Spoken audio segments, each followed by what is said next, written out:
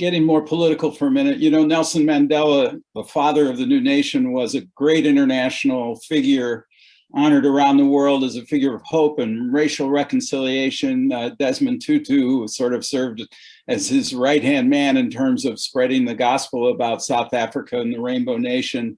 How were these folks regarded at home? Did they get the same kind of reverence, do you think, in South Africa as time went on, as they enjoyed overseas?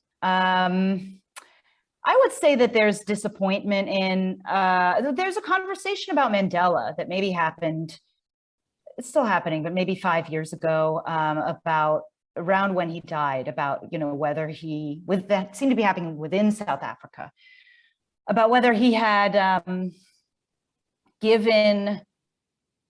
whether he had worked too hard to manage white expectations. And it was a type of a conversation that could be had in retrospect, because at that time it felt very important to forestall capital flight. And, you know, and I also felt it was healthy to maybe bring some of these kind of glittering heroes down a peg a little bit. I had someone who was very young remarked to me that a lot of young Black South Africans, their heroes are dead people. So Stephen Biko, who was killed by the apartheid government in 1978, I believe, some other kind of martyred activists. And she felt that it reflected